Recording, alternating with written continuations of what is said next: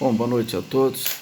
Vamos iniciar então mais uma aula de Direito Processual Penal 2, matéria recursal. Última aula nós falamos dos embargos infringentes ou de nulidade, da decisão não unânime desfavorável ao réu, em acordo de segundo grau, proferido pelos Tribunais de Justiça, Tribunais Regionais Federais e Tribunais Regionais Eleitorais. Falamos até da discussão do Supremo Tribunal Federal, dos embargos na ação penal 470. Hoje nós vamos tratar de um assunto que é a correição parcial. Não sei se vocês estudaram no processo civil, mas aqui no processo penal nós vamos ver as hipóteses de cabimento e a questão da fundamentação da correição parcial, porque ela não está prevista no Código de Processo Penal, como também não está prevista com esse nome na Constituição Federal. Nós podemos falar que na Constituição Federal, ora nós encontramos a previsão com o nome de reclamação. Lá no artigo 102 da Constituição Federal, a gente encontra a possibilidade de interpor reclamação diante dos cumprimentos de alguma decisão do Supremo Tribunal Federal, diz respeito à súmula ou interpretação dada pelo Supremo Tribunal Federal em controle concentrado de constitucionalidade. Então, a fundamentação primeiro eu vou fazer só um panorama, então, antes de falar da fundamentação, dizer para que serve a correição parcial. E para falar para o que serve, primeiro nós temos que falar da natureza jurídica.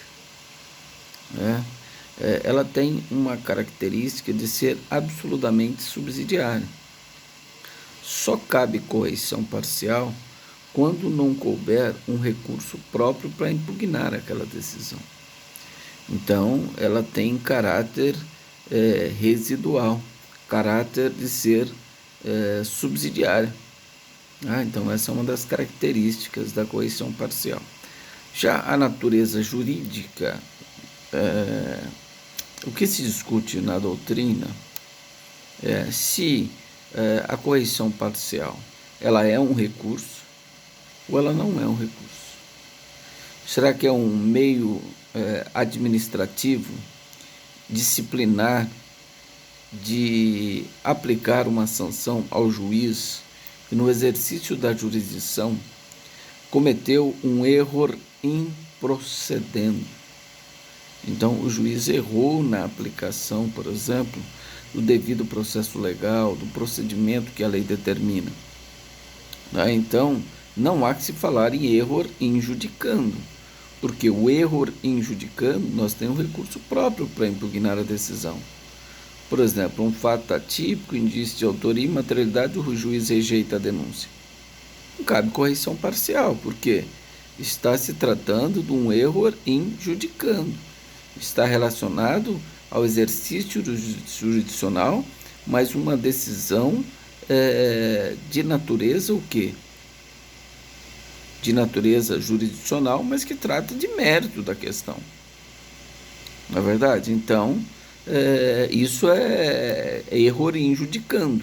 Se é erro injudicando, o recurso para impugnar a decisão é o recurso em sentido estrito. Se o juiz errou, por exemplo, numa sentença condenatória, injustiça na aplicação da pena, isso é erro injudicando. Se é sentença condenatória, o recurso cabível é a apelação. Ou a sentença absolutória, o recurso cabível é a apelação. Tá certo? Então, ela tem essa característica de ser subsidiária e a doutrina discute, então, se ela tem natureza recursal ou não.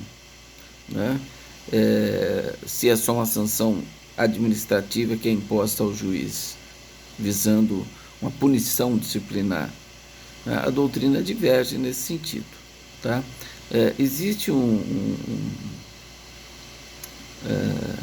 entendimento da mesa de debate 160 da USP, que considerou, Fernando Capês também considera assim, Edilson Bonfim Mongenó também, que trata-se de um verdadeiro recurso para impugnar uma decisão eivada de erro improcedente.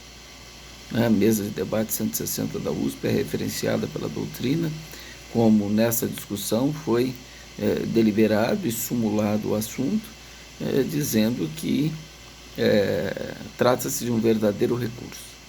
E outra parte da doutrina entende que não, que é só mesmo um procedimento administrativo de caráter disciplinar, que não prevalece. Certo? Tudo bem? Então vamos lá. A correição parcial, ela encontra aqui no Estado de São Paulo, eu vou exemplificar o Estado de São Paulo, porque em outros estados, outros tribunais, ela pode ser tratada com outro nome, pode ser tratada como reclamação, ou mesmo como correição parcial, né? Mas aqui no Estado de São Paulo, ela está prevista no Decreto-Lei 3/69, que é o Código Judiciário do Estado de São Paulo. Então, o Código Judiciário do Estado de São Paulo, o Decreto-Lei 3/69, ele disciplina a correição parcial. Salvo engano, no seu artigo 93, 94 do Código Judiciário do Estado de São Paulo. Certo? Mas então vocês poderiam alegar, bom, mas como que um Código Judiciário, uma lei estadual,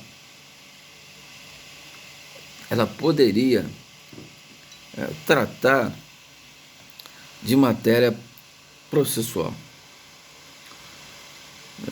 E não é competência privativa da União, artigo 22 da Constituição Federal, que trata da competência privativa da União legislar sobre processo, e nós estamos falando de uma norma processual. Então não seria o decreto, o Código Judiciário do Estado de São Paulo nesse sentido inconstitucional por ferir as regras de competência? E o Estado não teria competência para legislar em matéria de processo, nos termos do artigo 24 do Código da Constituição Federal? Mas aí sustenta também a doutrina que a correição parcial, ela está prevista também na Lei 5.010/66, que disciplina os processos na Justiça Federal, os processos de procedimento na Justiça Federal. Então, essa lei rege as normativas aplicadas aos processos que tramitam na Justiça Federal. E lá ela fala da correição parcial. Então, não se discute de ser inconstitucional, porque existe lei federal que regula a matéria. A Lei 5.010/66 é uma lei federal. Portanto, se tem lei federal que regula a matéria, não há que se falar em inconstitucionalidade da correição parcial. E o Código Judiciário do Estado de São Paulo, então, ele disciplina o processamento da correição parcial, estabelecida, então, em lei federal. E ele estabelecida na Constituição Federal, mas com outro nome, podemos dizer assim, com o nome de reclamação constitucional. Certo? Então está aí o fundamento da correição parcial aqui no Estado de São Paulo e no âmbito federal, com a Lei 5.010/66, certo? Quando nós falamos de hipótese de cabimento, então nós falamos em error improcedendo. Repetindo, não cabe correição parcial de error injudicando, quando o juiz erra no exercício da jurisdição, no mérito da questão. Aí é erro injudicando, tem recurso próprio para impugnar aquela decisão. Então aqui nós estamos falando de erro improcedendo. Eu posso exemplificar para facilitar o entendimento de você. Então é necessário que haja um erro no exercício da aplicação do procedimento, é necessário que não tenha recurso específico para impugnar aquela decisão. No processo penal tem o princípio do prejuízo, artigo 563, não será decretada nulidade de nenhum ato do processo se não causar prejuízo para a parte.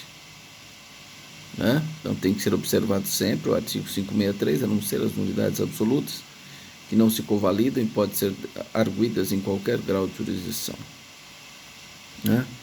Então vou dar um exemplo.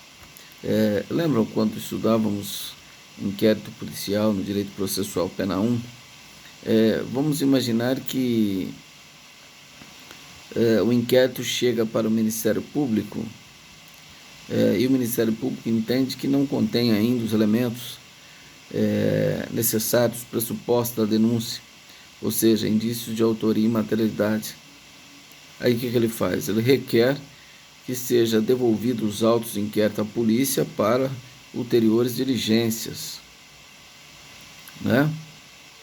E o artigo 16º, quem localiza aí, por favor, salvo engano, artigo 16º do Código de Processo Penal.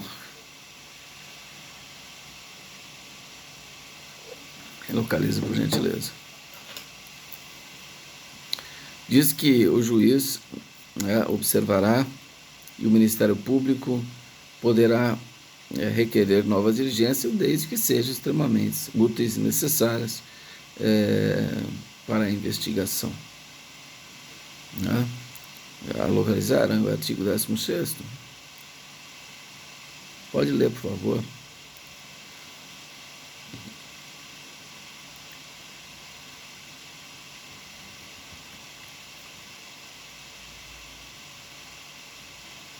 Certo?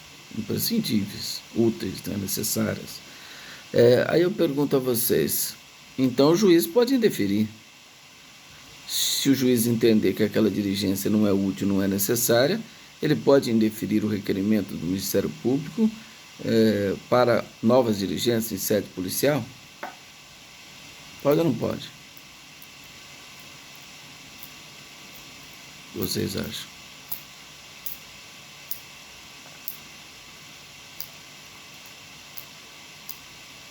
Vamos, pessoal, 12 alunos.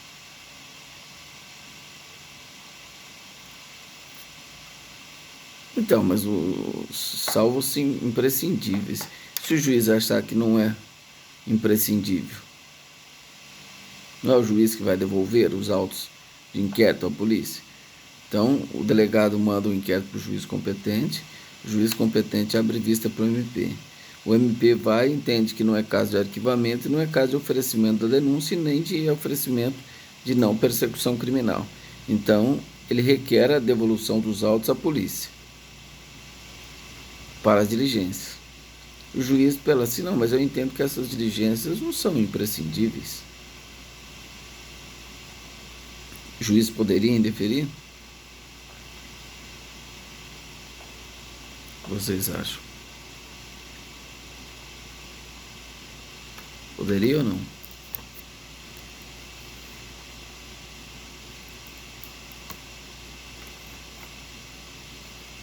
Não, então, se não são imprescindíveis, então você acha que sim, seria a sua resposta lógica. O juiz poderia indeferir. Por quê? Não é? Então você quer dizer o seguinte, ora, se o juiz entender que não é imprescindível, ele indefere o requerimento do Ministério Público. Alguém discorda desse argumento? Discorda ou não? Quem discorda que fale por quê.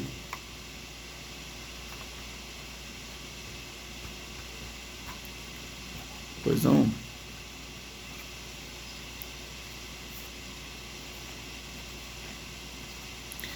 Então tá, o juiz vai dizer o seguinte, olha, eu entendo que já tem indício de autoria e materialidade, entendo dispensável essa diligência requerida, devolvo os autos ao Ministério Público. O juiz entendeu que tinha indícios de autoria da materialidade, não precisava de nova diligência, já que os pressupostos da denúncia são indícios de autoria e materialidade delitiva. E aí?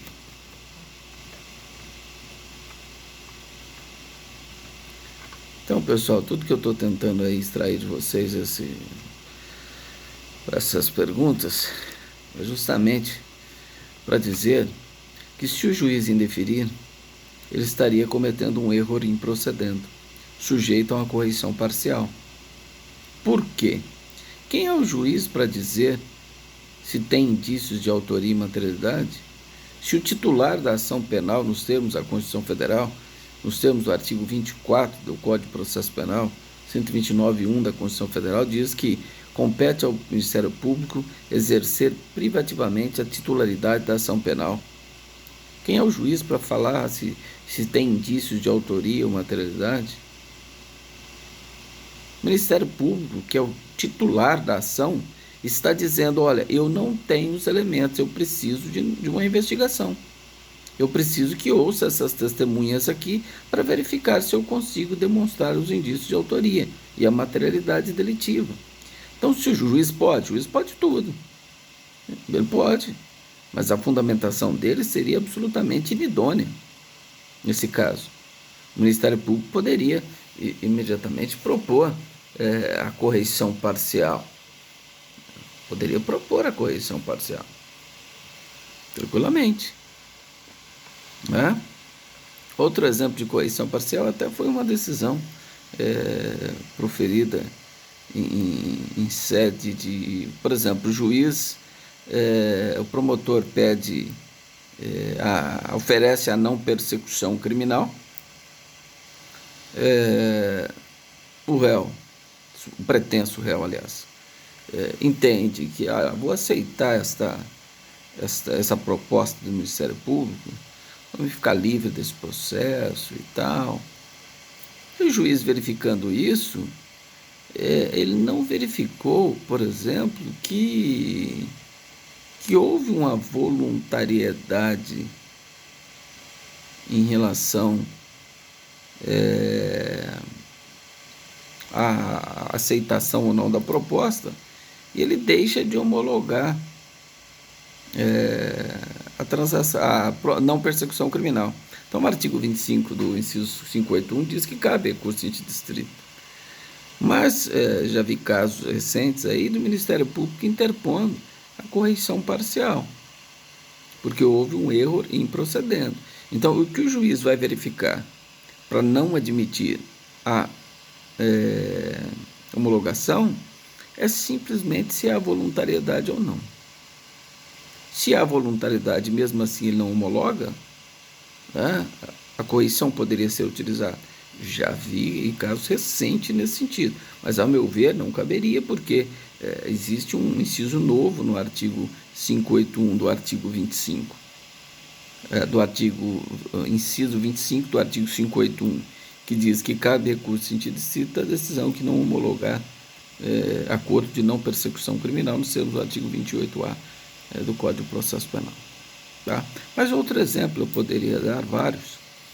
O juiz indeferiu, por exemplo, um requerimento do Ministério Público, uma diligência, para expedir ofício, onde ele próprio não consegue, porque o juiz pode indeferir. Se o Ministério Público tiver meios próprios para conseguir a informação, ele vai indeferir. Tá? Mas o Ministério Público pede para oficiar, por exemplo, vamos imaginar uma empresa de telefonia. Tá? O juiz fala, não, indefiro. Para o Ministério Público buscar alguma informação sobre o endereço de determinada pessoa, o juiz indefira. Ou o promotor arrola, por exemplo, já dei 2 exemplos, 3. O promotor arrola 8 testemunhas de acusação. No decorrer da audiência, o juiz diz o seguinte, não, olha, eu só vou ouvir 5 testemunhas. O promotor tem o direito de arrolar 8, procedimento ordinário. O promotor tem o direito de arrolar 8, a defesa também. E aí o promotor arrola as 8 testemunhas, o juiz ouviu 5 testemunhas e diz o seguinte, olha, eu não vou ouvir mais essas 3 testemunhas aqui, porque eu já formei meu convencimento, então eu não vou ouvir. O juiz pode fazer isso, como diz O juiz pode tudo, mas nesse caso, se ele assim agir, ele estaria cometendo um erro improcedendo, sujeito à correição parcial. Por quê? Esse erro improcedendo, e a correição parcial é para isso, toda vez que ocorrer um tumulto processual. Nesse caso, o juiz não ouvir a testemunha do promotor, que foi tempestivamente arrolada, e o promotor insiste na sua oitiva e o juiz fala que não vai ouvir, ele está agindo de maneira incorreta, ou seja, erro improcedendo, causando um tumulto processual. Esses são os fundamentos da correição parcial. Então o juiz não pode. Da mesma forma, a defesa. A defesa rolou 8 testemunhos, o juiz fala, não, eu só vou ouvir 5. Essas 3 aí de antecedentes eu não vou ouvir. Só que no caso da defesa, então aqui eu vou falar em termos práticos, a defesa pode interpor a correição parcial? Lógico que pode, porque houve um erro improcedendo. Quem vai desistir da oitiva da testemunha é só a defesa, que pode desistir, se ela tempestivamente arrolou na defesa preliminar, certo? Mas o juiz fala que não vai ouvir, então ele está causando um tumulto processual, passível da correição parcial. Mas o que eu quero explicar para vocês? É que a defesa, eu posso utilizar aí um habeas corpus, dizendo que o juiz, ao indeferir uma testemunha, a oitiva de uma testemunha tempestivamente arrolada, ele estaria ferindo a ampla defesa. Portanto, o ato é nulo. E se o ato é nulo, é possível habeas corpus com fundamento aí no artigo 648 do Código de Processo Penal. Então, a defesa já utiliza-se mais do habeas corpus. Já a acusação não, essa utiliza mais da correição parcial. Porque não caberia habeas corpus no Ministério Público, a não ser em favor do réu. Tá? Então, mais utilizada a correição parcial por parte do Ministério Público. Outro exemplo, o juiz, aí a doutrina diverge, mas é a doutrina minoritária, o promotor oferece denúncia por homicídio qualificado, certo? O juiz recebe a denúncia e fala, não, isso aqui não é homicídio qualificado. Homicídio qualificado é crime hediondo, pode trazer várias consequências mais gravosas, né? Eu vou receber como homicídio simples. Ele pode fazer isso? De forma alguma. Ele não pode alterar a classificação do crime dada pelo promotor no recebimento da denúncia. Ou ele rejeita ou ele recebe como o Ministério Público ofereceu. Mas e lá na frente? Ele não pode mudar? Pode. Lá na frente, antes da sentença, depois da instrução, ele pode se convencer que os fatos mudaram, e aí ele baixa o processo para o Ministério Público editar, é o caso da mutatio libelli, artigo 384, ou ele pode até dar nova classificação do crime na sentença, desde que os fatos não mudam, ainda que tenha que aplicar a pena mais grave. Isso é a emendatio libelli, artigo 383 do Código de Processo Penal, que nós já estudamos. Estudamos lá no começo da sentença. Certo? Mas quando o juiz vai receber a denúncia, ou ele recebe como o promotor ofereceu, ou ele rejeita. O que ele não pode é dar nova classificação jurídica do fato no recebimento da denúncia. Isso não lhe é permitido. Mas se ele assim o fizer? Se ele assim o fizer, é possível que se pleiteie aí a correição parcial com essa argumentação que eu acabei de dizer. Ou, por exemplo, outro caso típico, o juiz vai ouvir a testemunha de acusação, aliás, de defesa, antes das testemunhas de acusação. Por isso que eu digo, nesse caso, a defesa pode interpor uma correição parcial, o juiz está causando um erro improcedendo, causando um tumulto no processo? É lógico que sim. Mas a defesa pode utilizar do habeas corpus. A defesa pode utilizar do habeas corpus. porque é uma nulidade aí se o juiz fizer isso, né? Já o promotor, se ele inverter a ordem, por exemplo, ouvir o perito primeiro antes da vítima, o promotor tem interesse aí, pode interpor a correição parcial tranquilamente.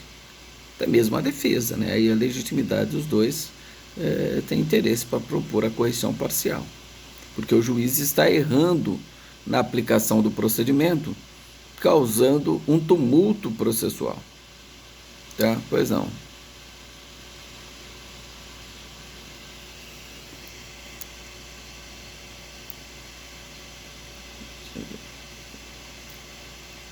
Sim. Não, mas não é nem nesse sentido que eu quero dizer em relação ao HC. A pergunta é: a defesa pode utilizar a correição parcial? Lógico que sim. Só que o HC também é possível que ele é mais rápido. Ele é mais rápido. Então, é a mesma coisa, se cair num concurso, esse exemplo, justamente esse exemplo. Ó, o juiz não quis ouvir as testemunhas da defesa tempestivamente arroladas. A defesa pode interpor. Aí está lá, correição parcial. E não tem nenhuma outra resposta, correição parcial. Está lá, habeas corpus, e não tem nenhuma outra hipótese de correição parcial, eu vou responder habeas corpus. Certo, agora se tiver os dois, aí vai da interpretação do examinador. Qual que ele acha que é cabível? Se ele falar que é correição parcial, e se ele manter o entendimento, você pode falar o que você quiser, que você não vai mudar a opinião dele. Mas eu só estou dizendo que, por o habeas corpus ser mais ágil, a defesa prefere utilizar do habeas corpus do que da correição parcial. E o tribunal tem admitido. Mas o tribunal também poderia dizer, olha, entendo que nesse caso houve um erro improcedendo, passível de correição parcial, você não pode utilizar o habeas corpus como sedâneo de recurso. Tudo isso pode acontecer. É um risco que você corre, por isso que tem que interpor também a correição parcial para garantir o prazo. Mas o habeas corpus, sempre ele pode ser manejado nesse sentido pela defesa. E é mais utilizado pela defesa. Já a acusação utiliza mais a correição parcial. Tá certo? Então, toda vez que o juiz praticar um erro improcedendo, que causa uma inversão tumultuária do processo. Essa é a hipótese de cabimento de correição parcial. Pois não.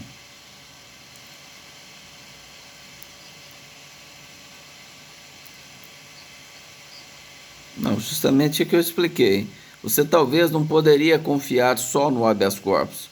Por quê? Você confia no habeas corpus, aí você perde o prazo da correição parcial. Chega lá no tribunal, o tribunal fala para você: olha, eu não vou conhecer o habeas corpus seu porque ele não pode ser utilizado como sedâneo de recurso. Não conheço. E aí você perdeu o prazo da correição. Então, normalmente você interpõe a correição parcial, mas maneja o habeas corpus, que ele é de caráter urgente. Você entendeu? Mas você garante, se o tribunal não conhecer por dizer que ele é sucedâneo de recurso, você já interpôs a correição parcial. Ok, por nada. Pois não. Pode perguntar. Não, inquérito policial não. Inquérito policial não. E não confunda com aquela correição, esqueci de falar, aquela correição ordinária que tem nos cartórios, que tem no cartório extrajudicial, que é nos tabeliões, do cartório de registro e nas delegacias de polícia, que é correição lá nos cartórios extrajudicial. Não tem nada a ver com isso que nós estamos estudando. Nada a ver, certo? O que nós estamos estudando aqui é dizer: a correição parcial tem natureza de recurso? Prevalece o entendimento que sim. Já um entendimento minoritário que fala que não é nem recurso, é uma providência administrativa, disciplinar, que visa responsabilizar o juiz que errou na prestação jurisdicional no que se refere ao procedimento. Erro improcedendo, causando uma inversão tumultuária no processo. Tá?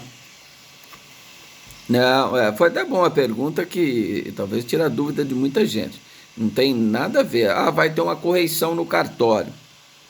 lá do cartório do distrito policial. Vai ter uma correição, o juiz vai lá ver, que o juiz é o corregedor da polícia, né? Então, dos cartórios extrajudicial, né? Então o juiz vai lá verificar. Então vamos imaginar que tem um inquérito parado lá, tem alguma coisa escondida lá. O juiz vai lá e vai verificar. Então é feito o quê? Uma correição ordinária naquele cartório. Ela já é prevista, é publicada no Diário Oficial, quando ela vai ocorrer.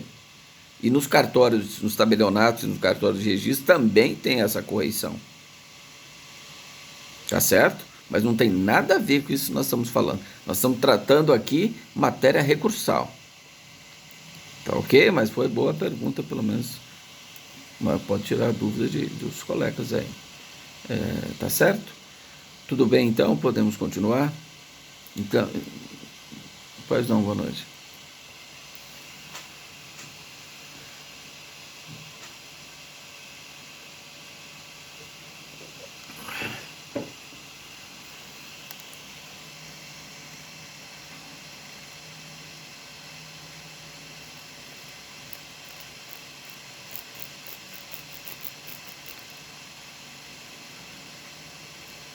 Não.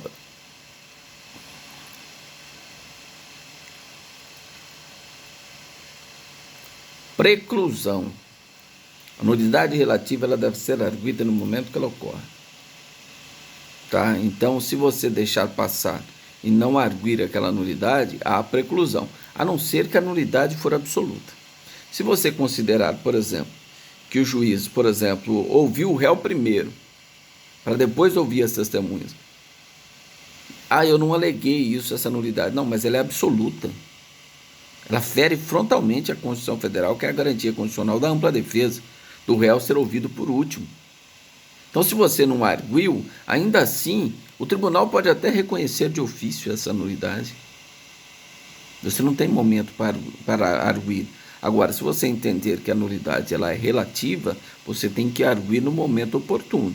Então, se ela ocorreu na audiência de instrução, você tem que arguí-la nas alegações finais. Na audiência de instrução. Lógico, na audiência mesmo você pode arguir, mas se não, você poderá fazê-lo nas alegações finais. E o juiz na sentença vai dizer o que ele pensa daquilo lá. Certo? E aí, se ele der a sentença for desfavorável, você vai arguir em preliminar do recurso, a nulidade. Certo? Isso é quando a nulidade ela é relativa. Você tem que demonstrar o prejuízo, né? E ela tem que ser arguida no momento que ela ocorre. Já a nulidade absoluta não. Ela ocorreu em qualquer grau de jurisdição, ela poderá ser arguida. Tudo bem? Tudo bem? Então vamos falar da legitimidade para propor a correição parcial. Quem pode propor a correição parcial? Então, a correição parcial, a legitimidade coincide com a posição de parte, né? Por exemplo, o Ministério Público pode. O réu pode, através do seu defensor, pode. O assistente de acusação também tem legitimidade. Tá? Então, a legitimidade nós podemos dizer que coincide com a posição de parte. Certo que o assistente de acusação não é parte obrigatória, né? Mas é parte contingente, ele pode existir ou não. Em existindo, ele poderá e terá legitimidade para propor a correição parcial. Tudo bem? Tranquilo? Então vamos falar. Agora nós vamos falar do procedimento. Qual é o procedimento da correição parcial? Né? Então isso é questão interessante, né? Deve ser discutida. Entende-se que o procedimento seria do recurso em sentido estrito, porque trata-se de uma decisão interlocutória simples. Então o recurso cabível seria, o procedimento seria, a correição seria o procedimento do recurso em sentido estrito. Mas quem puder levantar aí pra gente aí, só colocar Código Judiciário do Estado de São Paulo, Decreto-Lei 3/69, e lá no artigo 94. Enquanto isso eu vou falando aqui, mas peço para alguém localizar, hein? Decreto-Lei 3/69, São Paulo, artigo 94. Então, existe uma discussão doutrinária, que vem de tempos, se aplica o procedimento do agravo de instrumento ou se aplica o procedimento do recurso em sentido estrito. Né? Então essa é a discussão. Para tourinhos, aplica o procedimento do agravo de instrumento. Todo procedimento do agravo de instrumento vai ser aplicado à correção parcial. E para a parte da doutrina, entende que não, deve ser praticado o procedimento do recurso em sentido estrito, tendo em vista que é uma decisão interlocutória simples. Mas se o rol lá é taxativo também, né, nós encontraríamos dificuldade a aplicar esse procedimento. Tá? Mas quem acharam o artigo 94?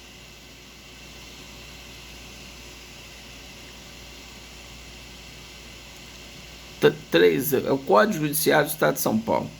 Só colocar Código Judiciário do Estado de São Paulo, coloca aí na internet, artigo 94 do Código Judiciário do Estado de São Paulo. Decreto-Lei 3/69, tá?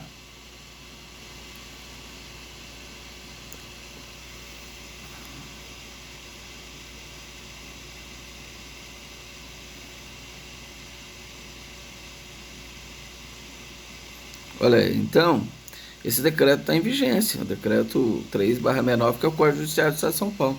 Diz que aplica o procedimento do agravo de instrumento. Então, como é que você faz? Qual que é o procedimento? Você vai, vamos imaginar que o juiz indeferiu lá a diligência do Ministério Público. Então, você vai juntar as principais peças do processo, a decisão agravada, certidão da intimação da decisão agravada, né?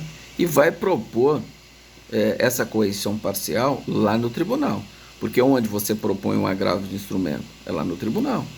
Antes, lá em 95, o agravo de instrumento era proposto perante o juiz que proferiu a decisão. Então, o agravo de instrumento sempre foi proposto no primeiro grau de jurisdição. Depois ele foi mudando, até que chegou a mudança que você interpõe um agravo de instrumento hoje no Tribunal de Justiça, que é um órgão superior, né, segundo grau, competente para reformar a decisão de primeiro grau. Então você interpõe a correção parcial lá no Tribunal de Justiça do Estado de São Paulo, né, juntando toda essa documentação, formando um instrumento. Você tem que tirar cópia. Você vai aqui no processo, aqui em primeiro grau, aqui no criminal, na terceira vara criminal, o juiz praticou um erro improcedente que causou um tumulto processual. Você vai extrair as cópias obrigatórias para que o tribunal possa decidir a sua correção e analisar a tempestividade, analisar a decisão agravada. Tudo isso você vai formar um instrumento e vai protocolar lá no Tribunal de Justiça. Certo? Bom, como segue a regra do agravo, você não tem que interpor as razões junto, né? Quando você interpõe lá no tribunal, você faz a interposição com as razões. E aí o tribunal intimará a outra parte para apresentar as contra-razões da correção parcial. Certo? E aí será julgado com a participação da Procuradoria de Justiça a sua correção parcial, que será julgada pela Câmara ou turma, a depender do tribunal. Tá? Então, agora, outro detalhe que você tem que fazer na correção parcial. Existe a possibilidade, ela não tem efeito suspensivo, mas existe a possibilidade, né, de um juízo de retratação. Então, qual que é a sua obrigação no agravo do instrumento? Não é comunicar ao juiz de primeiro grau, enviar uma cópia do agravo para que o juiz, em retratando, ele comunicar ao tribunal que o agravo perdeu o objeto. Então, da mesma forma, em relação à correção parcial, você está obrigado a juntar uma cópia aqui no processo de primeiro grau, informando o juiz que você interpôs a correção parcial, porque aí o juiz poderá se retratar. E aí, ele se retratando, ele comunica ao tribunal que a correção parcial perdeu o objeto.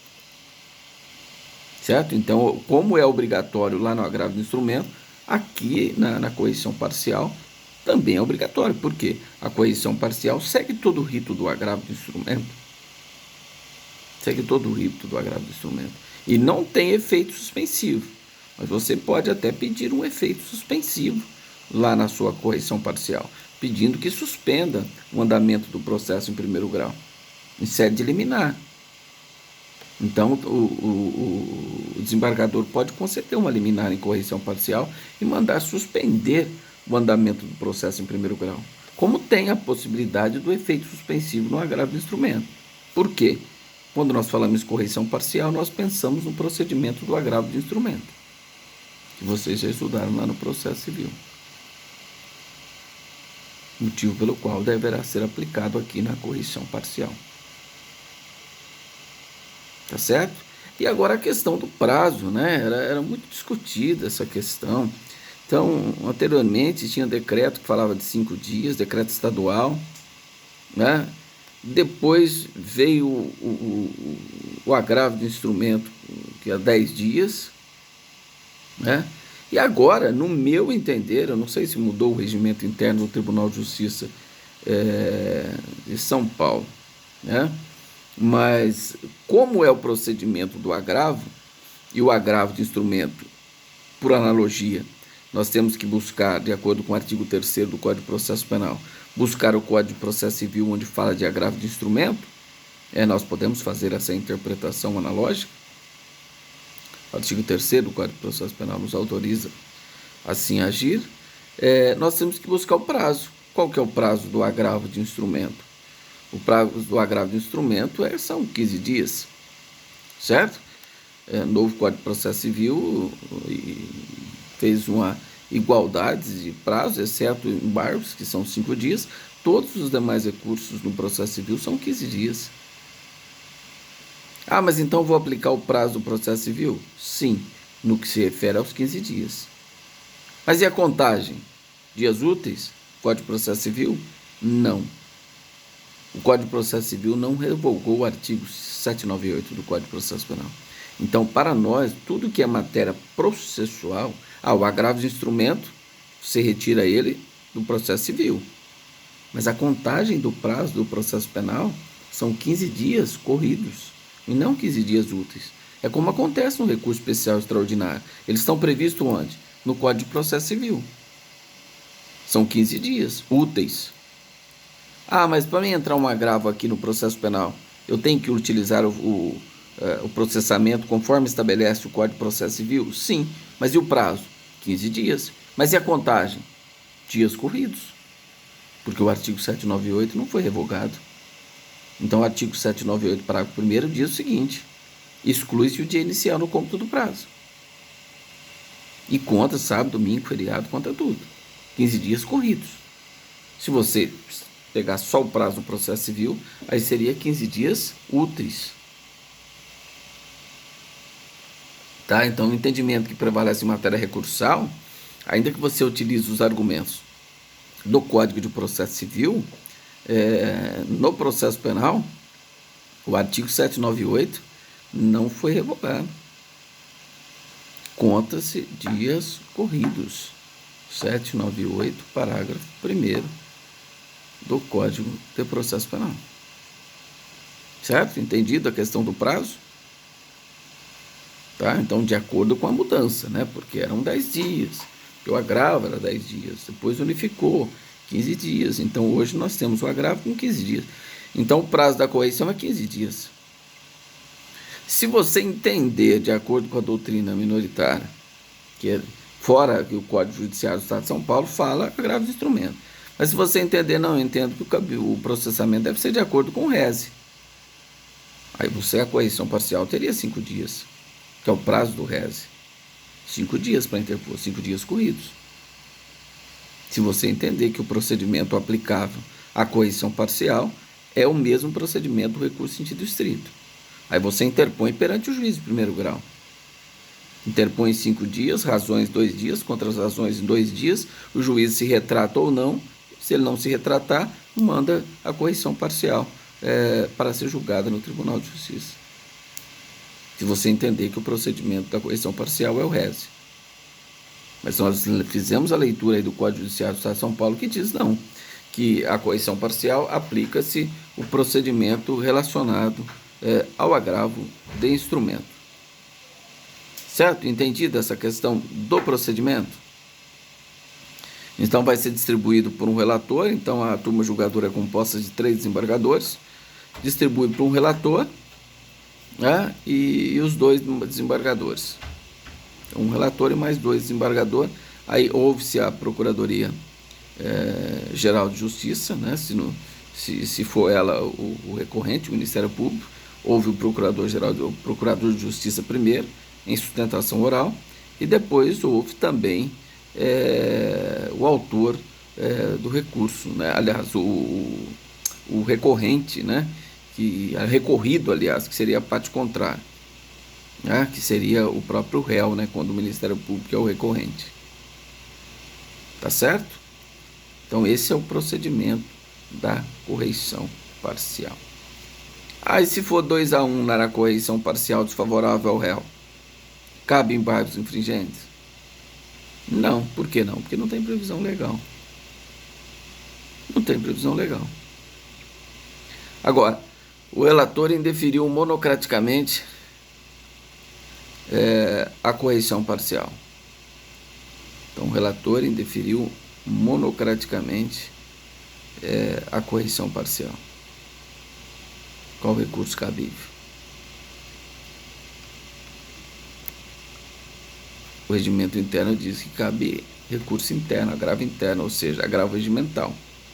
Então, obrigatoriamente, se ele não conhecer a sua correição parcial, se você quer chegar até o STJ ou o STF, necessariamente você tem que interpor o agravo regimental. Aí vai para a Câmara ou turma julgar o agravo regimental. Aí você tem decisão de última instância, que é a decisão colegiada. Aí você pode interpor recurso especial, extraordinário ou ambos. Agora, se ele conheceu a sua correição parcial, der provimento ou negar provimento, o recurso cabível aí é recurso especial extraordinário ou ambos. Por quê? Porque aí sim você teria decisão de última instância proferida por tribunal de segundo grau de jurisdição. De última instância proferida por tribunal, seja tribunal regional, seja tribunal de justiça em nível estadual. Tá certo? Então esses são os recursos cabíveis para impugnar esse acórdão de correição parcial. Indeferimento liminar, decisão monocrática, agravo regimental. Julgou agravo regimental, aí sim você pode interpor recurso especial, extraordinário ou ambos. Decisão colegiada que nega provimento à sua sua correição, ou dá provimento à sua correição. A parte sucumbente poderá interpor diretamente aí o recurso especial extraordinário ou ambos para o STJ, respectivamente para o Supremo Tribunal Federal. Aí não admitidos os recursos, aí agravo de decisão denegatória de recurso especial extraordinário, que é agravo nos próprios autos nos termos do artigo 1042 do novo Código de Processo Civil. Tudo bem, pessoal? Deu para ter uma noção geral sobre correição parcial? Eu acredito que talvez vocês não tenham nem visto essa matéria no Código de Processo Civil,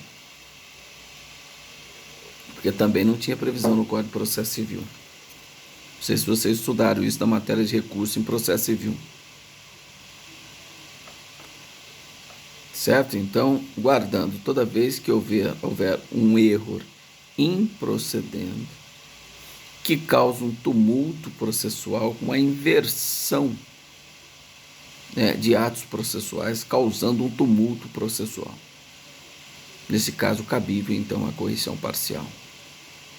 Subsidiária por quê? Se existe um recurso próprio para impugnar a decisão, não cabe correição parcial. Quando eu falo em habeas corpus, eu não falo em recurso, eu falo em ação. Mas é certo que os tribunais têm entendido que você não pode utilizar a ação de habeas corpus como sucedâneo de recurso. Então, se a sentença condenatória é nula, eu tenho que entrar com apelação. Eu não posso acreditar no habeas corpus para provar que a sentença é nula, porque o habeas corpus não tem instrução probatória, o tribunal só analisa ilegalidade. Imagina, vou entrar com habeas corpus porque a sentença é nula. Aí o tribunal não conhece o seu habeas corpus e transitou em julgado a sentença condenatória. Então você garante a apelação e poderá até discutir em sede de habeas corpus a nulidade da sentença, quando for uma nulidade manifesta na sentença. O tribunal pode até não conhecer o seu habeas corpus, mas ele pode conceder a ordem de ofício, não conhecendo o seu habeas corpus e concedendo a ordem de ofício. Ele concede o habeas corpus de ofício. Não conhece o seu, porque você não pode utilizar habeas corpus como sedâneos de recurso, mas verificando a manifesta ilegalidade, ele pode conceder o habeas corpus de ofício. Tudo bem? Tudo bem, pessoal? Então